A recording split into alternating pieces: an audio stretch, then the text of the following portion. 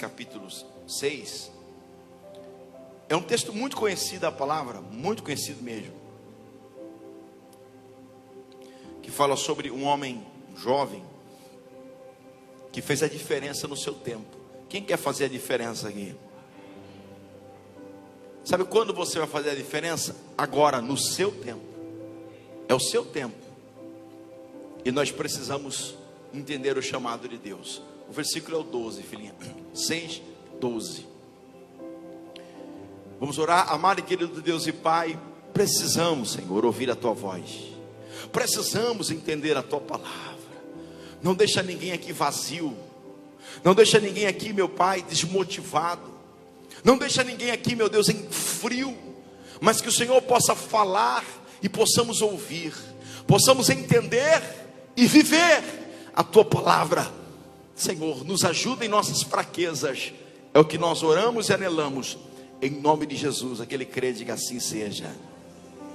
Então o anjo do Senhor lhe apareceu e lhe disse: o Senhor é contigo, homem valoroso. Amém? Até aí, filha.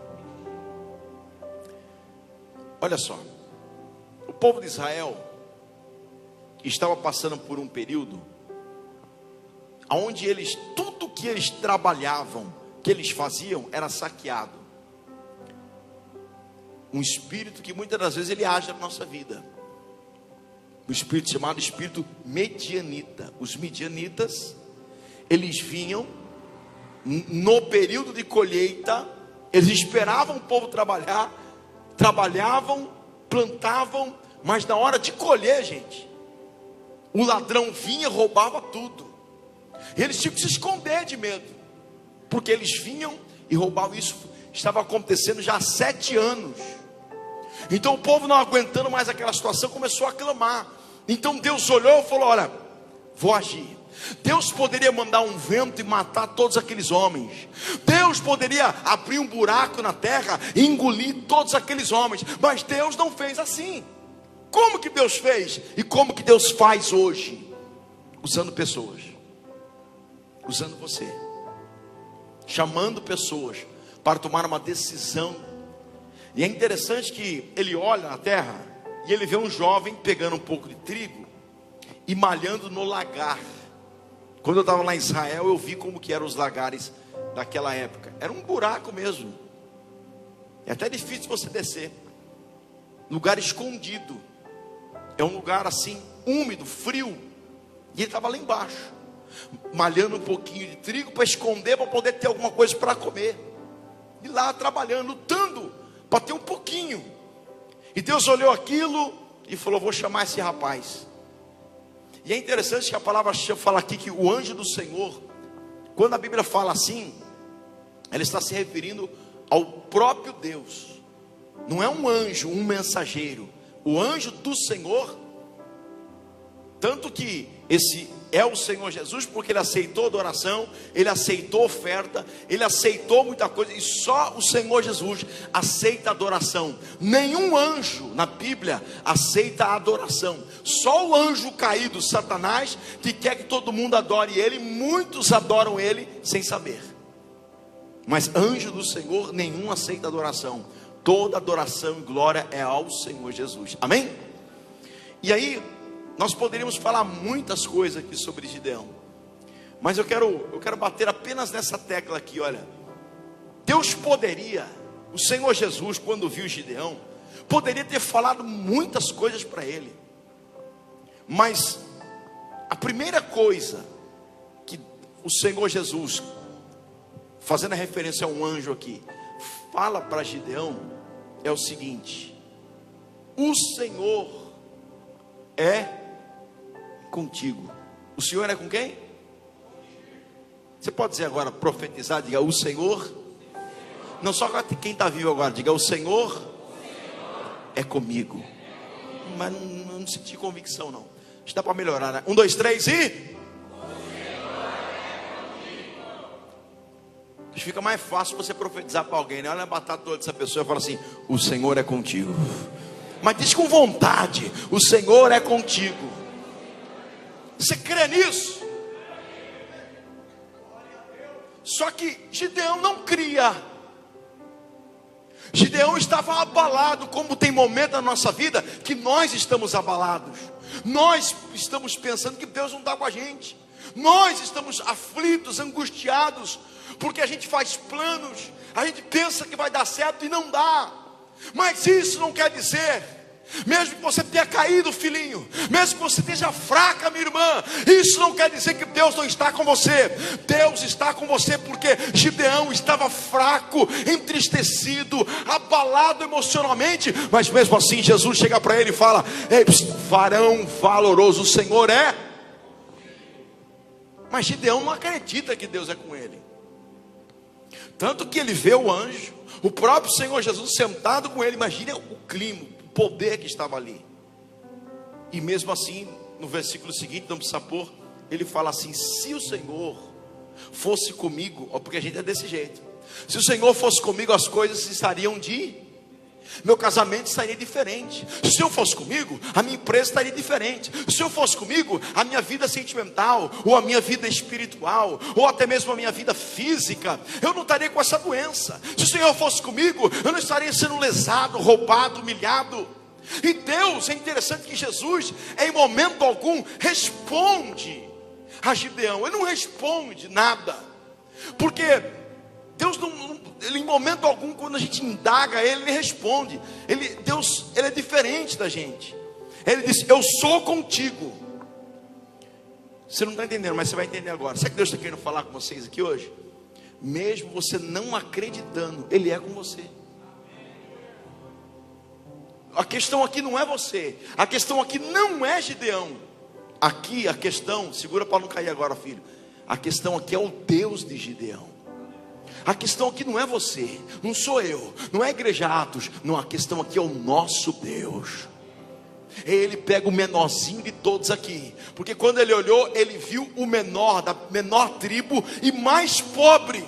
Era o menor, era o mais fraco. Talvez quando você vai escolher alguém para fazer alguma coisa, você olha o currículo da pessoa, você fala: mas vamos ver onde ele estudou, o que ele fez, tem pós-graduação. O melhor, faz teste, conversa, melhor aparência. Você quer o melhor perto de você. E Deus pega o menor, o mais simples, e faz o quê? E age em primeiro lugar na autoestima. A primeira coisa que Deus sara num homem, numa mulher, para usar ele, é aqui dentro. É como você se vê. Vou dizer de novo: o diabo é estrategista em roubar a sua identidade. Ele faz com que você se olhe e fale: você é um pecador, você é um pinguço, você é um drogado, você não presta, você é uma fofoqueira, você é uma mulher feia, um homem estranho. Ele começa a botar coisas em você para que a sua imagem seja uma imagem distorcida. E um monte de gente fala, as coisas acontecem, amigos entram na sua vida, namoradas erradas, mulheres erradas, homens errados, tudo que o capeta mandou na tua vida, sabe para que foi? Para desfigurar a sua imagem. Tudo que o diabo faz, e ele sabe: se eu desfigurar a imagem dela, eu venço. Se eu desfigurar a imagem dele, eu venço. Se eu botar um trauma de infância, e aí eu desfiguro a imagem dele, eu venço. Dizer que ele não é nada, que ele não é ninguém, que ele sofreu, que ela é sofredora, ele pode se revoltar a vida inteira. Porque seu pai foi grosso com você, sua mãe foi rude, você apanhou de criança, você foi agredido, foi abusado, e aí você passa a vida inteira sendo um grosso, um arrogante, é rude com a esposa, é rude com os filhos, porque o diabo conseguiu atingir a tua autoimagem lá quando você era uma criança, e essa imagem que você carrega até hoje.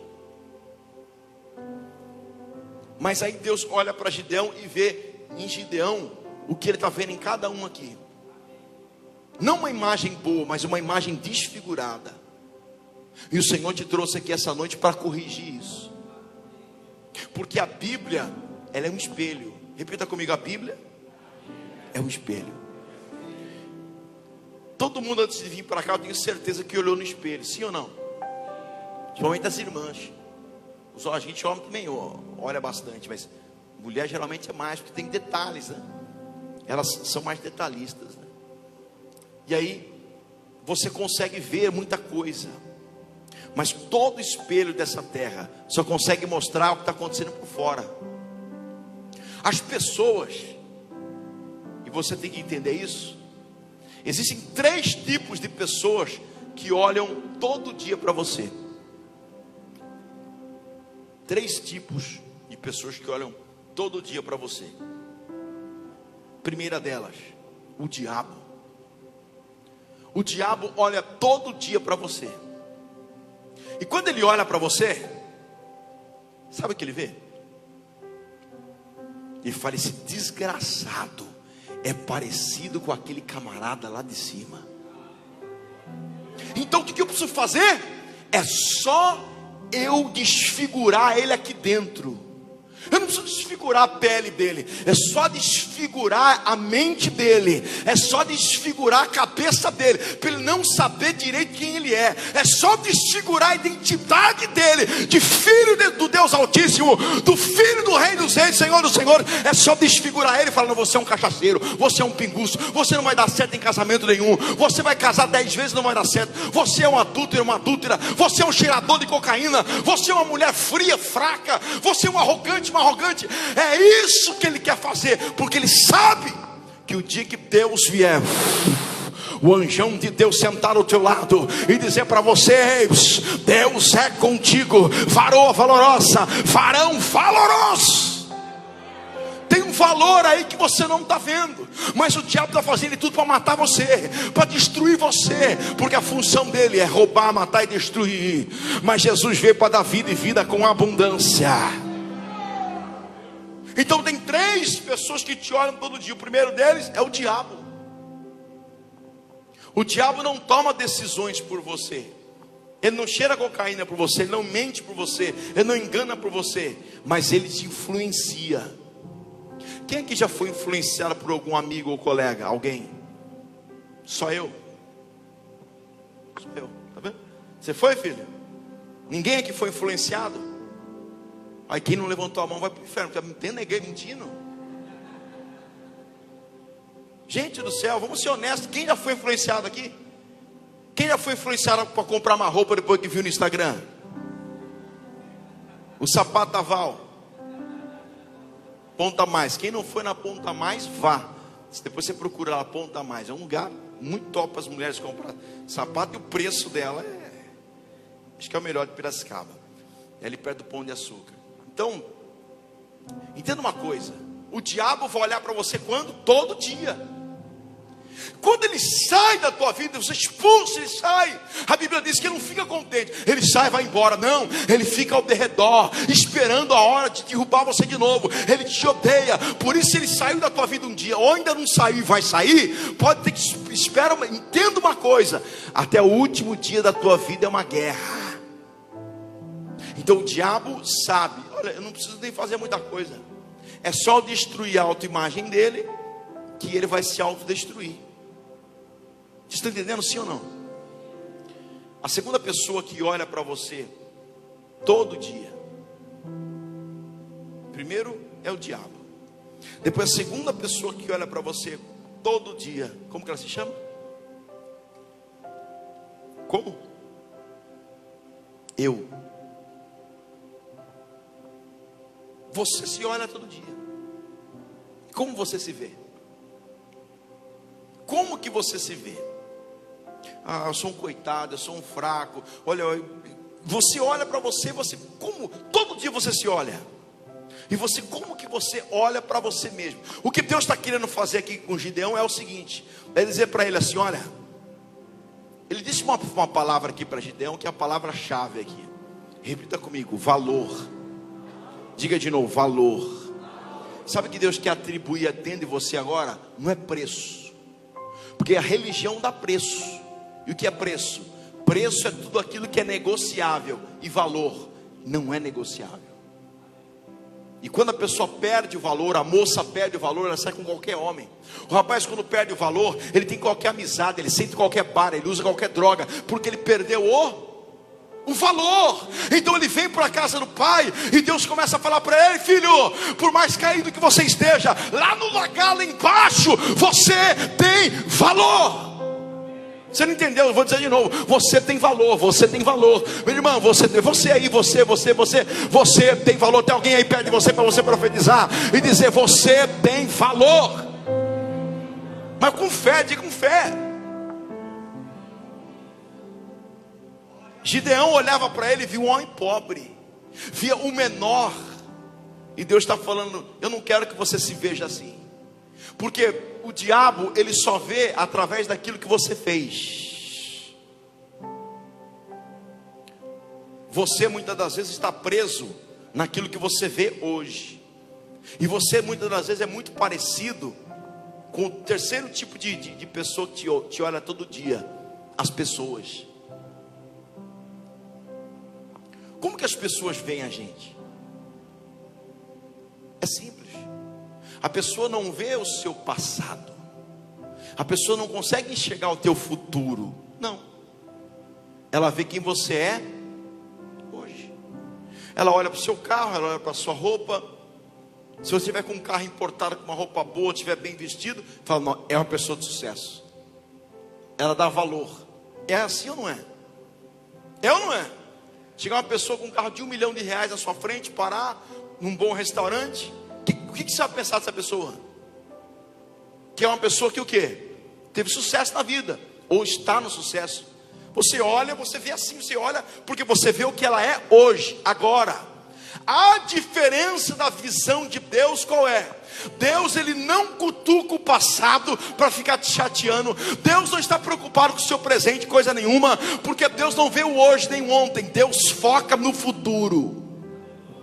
Deus foca naquilo que vai acontecer, porque enquanto nós estamos hoje aqui, presos no Cronos, Deus está no Kairos dele, que é o tempo dele.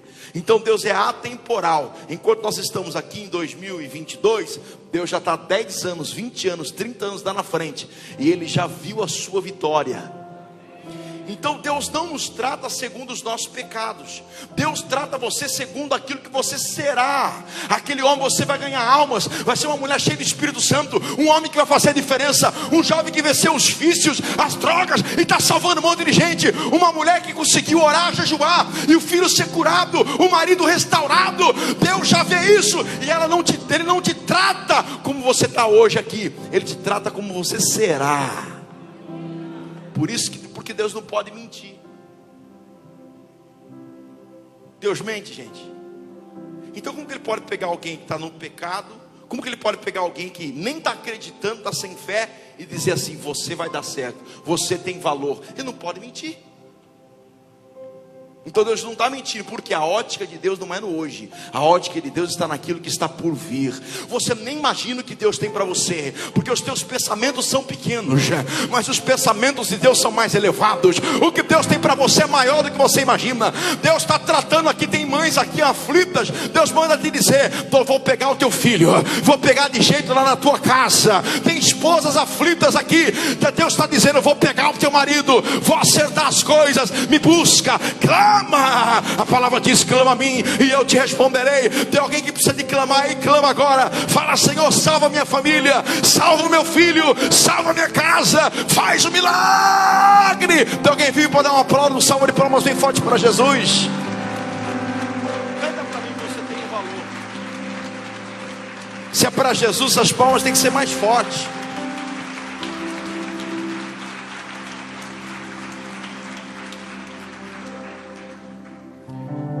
Sabe por que Jesus em momento algum teve a sua mente confundida aqui na terra?